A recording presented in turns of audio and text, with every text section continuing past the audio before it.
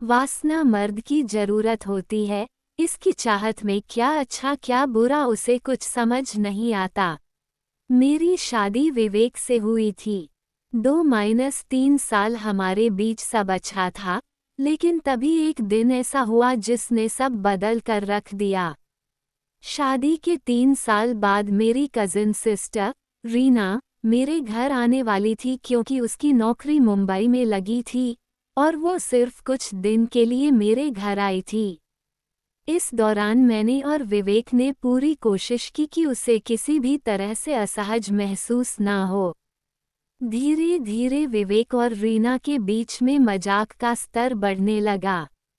मुझे ये बात सही नहीं लग रही थी।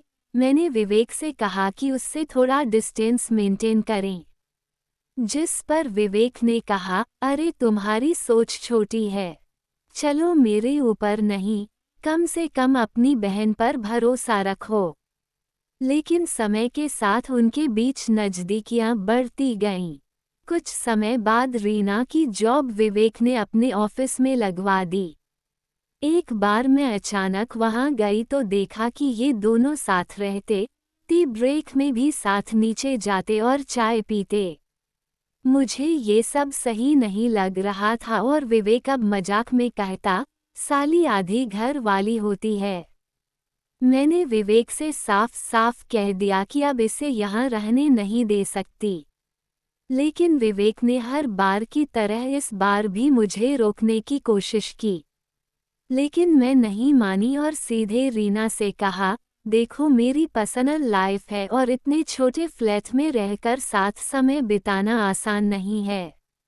उसने कहा, अरे दीदी मैं कहाँ डिस्टर्ब करती हूँ, चलिए ठीक है, मैं अपना कुछ जुगाड़ करती हूँ। उसकी जाने की बात पर विवेक मुझसे बोला, तुम्हें शक करने की बीमारी है। और रीना का तुरंत मान जाना मुझे ये महसूस करा रहा था कि शायद मैं सच में शक कर रही हूँ। 3 दिन बाद रीना अपने घर शिफ्ट हो गई। अब जब मैं विवेक के करीब आने की कोशिश करती तो उसका उखड़ा व्यवहार मुझे अंदर तक चोट पहुंचाता। एक दिन मैंने बिना कुछ सोचे रीना के फ्लैट पर जाने का सोचा। मैंने सोचा उसे फ़ोन करके बता दूं, लेकिन फिर सोचा सरप्राइज़ दूंगी। ऑफिस 6 बजे खत्म होता था तो मैंने 7 बजे निकलने का सोचा। मैं अचानक से उसके घर चली गई। बेल बजाई तो उसने दरवाज़ा खोला। मुझे देखकर उसके चेहरे की हवाएं उड़ी हुई थीं।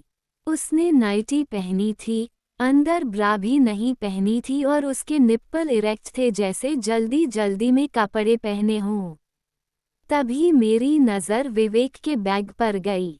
वो कुछ बोलती समझती उससे पहले मैं उसके घर के अंदर घुस गई। उसके बेडरूम में गई तो देखा विवेक वहां नंगा लेटा हुआ था। मुझे देखकर उसने तुरंत कहा, अरे जैसा तुम समझ रही हो वैसा कुछ नहीं है। मैंने बिना कुछ बोले वहां से वापस घर आ गई और मेरे पीछे पीछे विवेक और रीना भी आ गए।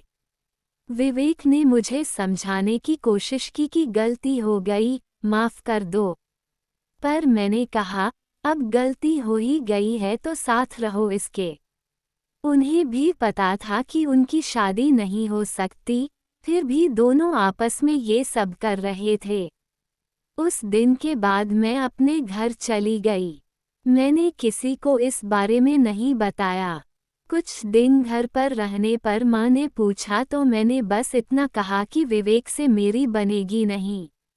लेकिन 23 महीने घर पर रहने के बाद बेटी के प्रति माँ बाप और भाई का रवैया बदल जाता है।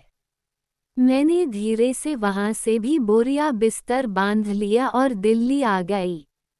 कुछ समय कॉल सेंटर में नौकरी की और अपना खर्चा खुद निकालना सीख लिया।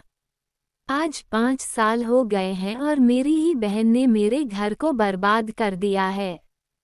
बड़े बुजुर्ग कहते थे कि कुंवारी सालियों को 3 दिन से ज्यादा घर में नहीं रहने देना चाहिए।